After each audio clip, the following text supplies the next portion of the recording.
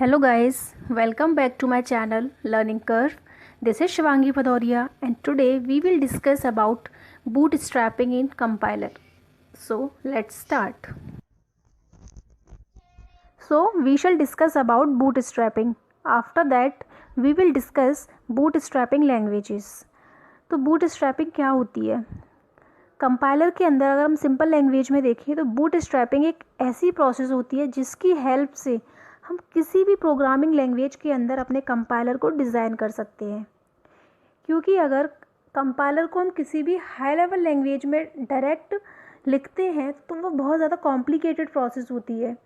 क्योंकि कंपाइलर का काम क्या होता है, वो किसी भी हाई लेवल लैंग्वेज को लो लेवल लैंग्वेज में कन्वर्ट करती है। अगर हम उसी कंपाइलर को लिखने के लिए हाई लेवल लैंग्वेज का यूज़ करते हैं तो फिर उसका ट्रांसलेशन में प्रॉब्लम होगी, बहुत ज़्यादा कॉम्प्लिकेशंस आएंगी because it takes lot of time to write a compiler. तो फिर इस ड्रॉबैक को ओवरकम करने के लिए हमने एक ऐसी लैंग्वेज को इंट्रोड्यूस किया जो वही टारगेट कोड को जनरेट कर रही है जो हम डायरेक्ट हाई लेवल से लो लेवल में जनरेट कर सकते हैं। तो बूटस्ट्रैपिंग एक ऐसी प्रोसेस है जिसमें आप सिंपल लैंग्वेज का यूज़ करके एक कॉम्प्लिकेटेड प्रोग्राम को ट्रांसलेट कर सकते हैं।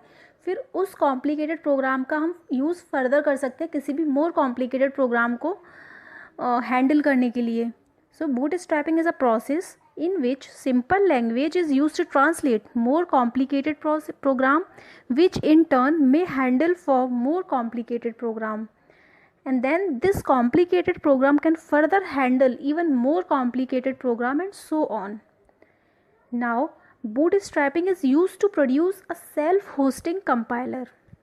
अब ये सेल्फ होस्टिंग कंपाइलर क्या होता है गाइज? अगर हम सी कंपाइलर की बात करें तो वो सी का जो कंपाइलर है उसको हम सी लैंग्वेज में ही लिखते हैं। पाइथन कंपाइलर पाइथन लैंग्वेज में ही लिखा जाता है, जावा कंपाइलर जावा लैंग्वेज में लिखा जाता है। तो जब जिस भी लैंग्वेज का कंपाइलर है अगर हम उसको उसी लैंग्वेज में लिखते हैं तो ऑब्वियसली वो कंपाइलर खुद के सोर्स कोड को एग्जीक्यूट कर सकता है, कंपाइल कर सकता है। तो जब कोई भी कंपाइलर किसी भी लैंग्वेज का कंपाइलर हो, जब वो उसी लैंग्वेज में लिखा जाता है तो वो अपने सोर्स कोड को ईजिली कंपाइल कर सकता है। तो गाइस इसी चीज़ को हम बोलते हैं सेल्फ होस्टिंग, जो खुद के सोर्स कोड को कंपाइल कर सके, और इस ऐसे कंपाइलर्स को बोलते हैं सेल्फ होस्टिंग कंपाइलर। तो self hosting compiler is a type of compiler that can compile its own source code. Example हम देखते ही है जो हम रेगुलरली प्रोग्रामिंग के लिए यूज़ करते हैं अपना सी कंपाइलर टर्बो C++। तो सी का कंपाइलर जो सी लैंग्वेज में ही लिखा जाता है तो वो अपने सोर्स कोड को कंपाइल कर सकता है। गाइस यहाँ पे एक नोट दिया हुआ है, इसको ध्यान से पढ़ें। Bootstrap compiler is used to compile the compiler and then you can use this compiled compiler to compile everything else as well as future versions of itself. इसका क्या मतलब है? जैसे बूटस्ट्रैप कंपाइलर का यूज़ हम इसलिए करते हैं कि हम किसी भी कंपाइलर को कंपाइल कर सकें, उसको कोड को कंपाइल कर सकें। फिर वो जो कंपाइल्ड कोड है या फिर कंपाइल्ड कंपाइलर है उसका यूज़ हम फर्दर किसी भी चीज़ को कंपाइल करने के लिए करें, या फिर उसी कंपाइलर कोई फ्यूचर वर्जन आता है, कोई अपडेशंस आते हैं तो उसके कोड को भी हम इजीली कंपाइल कर सकें। So this is possible just because of bootstrap compiler. So this is a basic concept of bootstrapping. तो हम इस bootstrapping से की हेल्प से किसी भी लैंग्वेज में अपने कंपाइलर को हम लिख सकते हैं। Now we shall discuss about bootstrapping languages. So a compiler can be characterized basically in three languages. Number one, source language. Second, target language. Third, implementation language. तो सोर्स लैंग्वेज वो language होती है जिसको हमें कन्वर्ट करना होता है। Target language वो मशीन लैंग्वेज होती है जिसमें हमें अपने सोर्स कोड को कन्वर्ट करना होता है। एंड इम्प्लीमेंटेशन लैंग्वेज एक इंटरमीडिएट लैंग्वेज होती है जो सोर्स और टारगेट लैंग्वेज के बीच में इम्प्लीमेंट की जाती है और उनके ट्रांसलेशन के लिए यूज़ की जाती है। तो इन तीनों लैंग्वेजेस को हम रिप्रेजेंट करते हैं एक डायग्राम के थ्रू, और उस डायग्राम को हम बोलते हैं T diagram. Why we called it as T diagram? Because ये डायग्राम का जो शेप होता है, उसका जो फॉर्मेट होता है वो टी स्ट्रक्चर में ही होता है, तो इसीलिए इस डायग्राम का नाम टी डायग्राम रखा। तो नीचे यहाँ पे एक डायग्राम दिया हुआ है, अगर उसको हम ध्यान से देखें तो उसके जो राइट साइड की अगर बात करते हैं, सॉरी पहले लेफ़्ट साइड देखते हैं, तो लेफ़्ट साइड में एस लिखा हुआ है। So here S stands for source language, मतलब जिस लैंग्वेज को हमें कन्वर्ट करना है, यानी कि कोई भी हाई लेवल लैंग्वेज हो सकती है। और राइट साइड में देखें तो टी लिखा हुआ है, तो T stands for target language, मतलब कोई भी मशीन लैंग्वेज जिसमें हमें अपने सोर्स कोड को कन्वर्ट करना है। बीच में लिखा हुआ है आई स्टैंड्स फॉर इम्प्लीमेंटेशन लैंग्वेज, यानी कि इस लैंग्वेज की हेल्प से, ये एक इंटरमीडिएरी लैंग्वेज होती है जिसकी हेल्प से हम अपने ट्रांसलेशन को पॉसिबल कर पाते हैं, source to target code convert कर पाते हैं। इस टी फॉर्मेट को हम अगर जनरल लैंग्वेज में लिखें तो इसको हम इस तरीके से भी लिख सकते हैं, जैसे राइट साइड में दिया हुआ है रेड कलर से सी, लेफ्ट में एस, राइट में टी एंड देन नीचे आई येलो कलर में जो लिखा हुआ है, where C stands for compiler, C का मतलब होता है compiler, S stands for source language, T stands for target language and I stands for implementation language. तो इस तरीके से भी हम कंपाइलर को रिप्रेजेंट कर सकते हैं। So guys, we can create compiler of many different forms. So here we will generate this compiler. तो किस तरीके से हम कंपाइलर को जनरेट करते हैं, कैसे हम एक कंपाइलर की हेल्प से दूसरे कंपाइलर को जनरेट करते हैं with the help of some other compiler. तो यहाँ अगर राइट साइड में हम देखते हैं तो एक इमेज लगी हुई है, एक नोट्स की इमेज लगाई हुई है मैंने अपने नोट्स की। तो यहाँ पे लिखा हुआ है if C L derives N S is run through C, C मतलब कंपाइलर, एस डिराइव्स एम, नीचे एम दिया हुआ है, then we get a compiler this, कि अगर हम इस कंपाइलर का यूज़ करते हैं किसकी हेल्प से, सी एस डिराइव एम, तो हमें कौन सा कंपाइलर मिल रहा है, C L derives N and M. तो कैसे हम एक कंपाइलर को जनरेट कर सकते हैं, तो अगर लेफ़्ट साइड में एक फिगर दिया हुआ है जहाँ पे दो कंपाइलर की हेल्प से हमने थर्ड कंपाइलर को जनरेट किया हुआ है। तो अगर फर्स्ट कंपाइलर देखें हम एक्स वाई जेड, तो यहाँ जो इम्प्लीमेंटेशन लैंग्वेज वाई है वो, और सेकंड कंपाइलर का जो सोर्स लैंग्वेज वाई है, वो दोनों सेम होने चाहिए, ये दोनों जो लैंग्वेज होनी चाहिए वो सेम होनी चाहिए। और जो सेकंड कंपाइलर है एक्स एम जेड, इसका जो इम्प्लीमेंटेशन लैंग्वेज है वो जो कंपाइलर ने जनरेट किया है उसके टारगेट लैंग्वेज से मैच होना चाहिए। तो यहाँ पे लिखा भी हुआ है वाई वाई, यानी कि these two languages must be same, M M these two languages must be same. तो इस तरीके से हम इस चीज़ को ध्यान में रखते हुए अपने कंपाइलर को जनरेट करेंगे।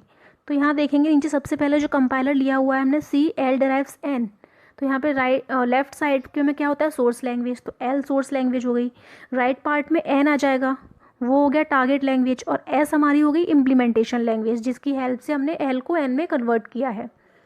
फिर उसके बाद इस कंपाइलर को हम किस कंपाइलर की हेल्प से रन कर रहे हैं, सेकंड कंपाइलर हमारा कौन सा है, सी एस डिराइव एम। तो यहाँ पे नीचे सेकंड कंपाइलर जो होगा, बीच में जो कंपाइलर है वो क्या है, एस डिराइव एम, क्योंकि हमें जो फर्स्ट कंपाइलर की इम्प्लीमेंटेशन लैंग्वेज है वो सेकंड कंपाइलर की सोर्स लैंग्वेज से मैच करनी है, वो मैच होनी चाहिए, ये मतलब रूल है एक। तो यहाँ पे जो एस होगा वो सोर्स लैंग्वेज हो जाएगा, राइट में एम टारगेट लैंग्वेज, और बीच में भी एम जो है वो इम्प्लीमेंटेशन लैंग्वेज हो जाएगा। अब राइट साइड का जो कंपाइलर है जो हमें ऑब्टेन हुआ है इन दोनों के कॉम्बिनेशन से, वो है सी, यानी कि एल डिराइव्स एन और एम। तो यहाँ पे जो एल होगा वो सोर्स लैंग्वेज हो जाएगा, एन उसका टारगेट लैंग्वेज हो जाएगा और एम इम्प्लीमेंटेशन लैंग्वेज हो जाएगा। तो इस तरीके से इसका जो इम्प्लीमेंटेशन होगा वो जो बीच वाला कंपाइलर है हमारा एस एम एम वाला, उसके टारगेट लैंग्वेज से सेम कॉमन हो रहा है। तो ये दोनों चीज़ें यहाँ पे कॉमन है, तो हम इससे ये आइडेंटिफाई कर सकते हैं, ये कंक्लूजन निकाल सकते हैं कि ये कंपाइलर जो हमने जनरेट किया है वो सही है। अगर ये दोनों लैंग्वेज हमारी कॉमन नहीं आ रही हैं, इट मीन्स कंपाइलर हमने सही जनरेट नहीं किया है, कोई ना कोई यहाँ पे एरर आ रही है। तो इस चीज़ से हम इसको भी क्रॉस चेक कर सकते हैं। Now we shall discuss few steps and learn how to produce a new language for any machine. तो सबसे पहले हम स्टेप 1 देखेंगे, create a compiler C for subset S of the desired language S using language A and that compiler runs on machine A. इसका मतलब क्या है कि सबसे पहले हम एक कंपाइलर ड्रॉ करेंगे। तो हम जानते हैं कि कंपाइलर को हम जो ड्रॉ करते हैं वो टी डायग्राम के फॉर्मेट में करते हैं। तो इंटर्न हमें एक टी डायग्राम को ही बनाना है, जो यहाँ पे दिया हुआ है। इसका एक रिप्रेजेंटेशन SCAA। तो किसी भी सबसेट S के लिए, और उसकी डिज़ायर्ड लैंग्वेज क्या है L, और कौन सी लैंग्वेज को हमने यूज़ किया है A, यानी कि टारगेट लैंग्वेज हमारी A होनी चाहिए। और कंपाइलर किस मशीन पे रन कर रहा है, A मशीन पे। तो यहाँ पे लेफ़्ट साइड में जो S लिखा हुआ है स्टेप नंबर 1 के टी डायग्राम में, तो उसका मतलब है सोर्स लैंग्वेज।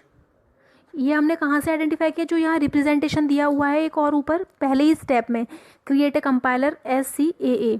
तो यहाँ पे जो A है, जो ऊपर A दिया हुआ है राइट साइड में, वो हमारा हो जाएगा टारगेट लैंग्वेज, और जो नीचे A दिया है वो हमारी हो जाएगी इम्प्लीमेंटेशन लैंग्वेज। तो इस तरीके से हम इस कंपाइलर का एक टी डायग्राम बना लेंगे सबसे पहले। नाउ सेकंड स्टेप देखेंगे, create a compiler LCAS for language L written in a subset of L। अब जो कंपाइलर हमने बनाया हुआ है उसकी सबसेट में ही हम दूसरा कंपाइलर भी ड्रॉ करेंगे with the help of T diagram. तो यहाँ पे जो सोर्स लैंग्वेज है वो क्या है L, टारगेट लैंग्वेज हमारी A है, और इंटरमीडिएट लैंग्वेज और इम्प्लीमेंटेशन लैंग्वेज क्या है हमारी यहाँ पे S है। तो इस तरीके से हम टी डायग्राम बना लेंगे सेकंड स्टेप में भी। आफ्टर दैट हम इन दोनों की हेल्प से एक नई लैंग्वेज को जनरेट करेंगे, वो हम अपनी नेक्स्ट स्लाइड में देखेंगे। Now we shall produce new language with the help of the compiler that we have produced in step number 1 and step number 2। यानी कि जो हमने स्टेप 1 और स्टेप 2 में कंपाइलर प्रोड्यूस किए थे with the help of T diagram, अब हम उन दो कंपाइलर्स की हेल्प से एक नई लैंग्वेज को जनरेट करेंगे। तो जो पहला कंपाइलर था LCAS, तो यहाँ पे फर्स्ट कंपाइलर दिया हुई जो मर्ज फिगर है उसको अगर हम देखें तो यहाँ पे लेफ्ट साइड में जो कंपाइलर है वो कंपाइलर वो है जो हमने स्टेप 1 में यूज़ किया था अपना LAS। फिर स्टेप 2 में जो कंपाइलर यूज़ किया था वो है SAA। तो अब हम इन दो कंपाइलर की हेल्प से थर्ड कंपाइलर हमारा LCAA, इसको जनरेट करेंगे न्यू लैंग्वेज को। ये जो कंपाइलर होगा, जो नया कंपाइलर और नई लैंग्वेज जो हमने प्रोड्यूस की है, वो मशीन A पे ही रन करेगी और मशीन A के लिए ही कोड को प्रोड्यूस करेगी। तो हम इस किस तरीके से कंपाइलर को हम जनरेट करते हैं वो हमने पहले भी देखा हुआ था स्लाइड 4 में। हम एक बार फिर से देखते हैं। यहाँ पे फर्स्ट कंपाइलर था हमारा LAS। अब उस फर्स्ट कंपाइलर की जो इम्प्लीमेंटेशन लैंग्वेज थी S, अब उस लैंग्वेज का यूज़ करके हम क्या करेंगे, अपने सेकंड कंपाइलर की हेल्प से न्यू लैंग्वेज को प्रोड्यूस करेंगे। तो सेकंड कंपाइलर हमारा क्या था SAA।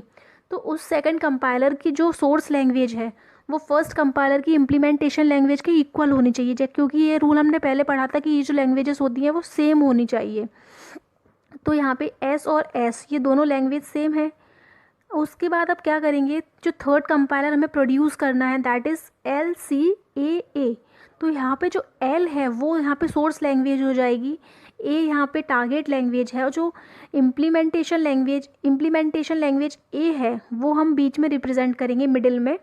तो इस जो प्रोड्यूस्ड कंपाइलर है उसकी जो इम्प्लीमेंटेशन लैंग्वेज A है वो हमारे कंपाइलर सेकंड की टारगेट लैंग्वेज के सेम है, वो भी A है और इसकी इम्प्लीमेंटेशन लैंग्वेज भी A है। तो ये दोनों चीज़ें सेम है, यानी कि ये दो लैंग्वेज अगर सेम है इसका मतलब ये है जो कंपाइलर हमने जनरेट किया है वो कंपाइलर हमारा कैसा है, वैलिड है और ट्रू है विदाउट एनी एरर। तो इस तरीके से हम किसी भी कंपाइलर की हेल्प से एक नया कंपाइलर जनरेट कर सकते हैं। तो ये जो प्रोसेस है टी डायग्राम की हेल्प से हम डिस्क्राइब करते हैं, and then this process is known as bootstrapping.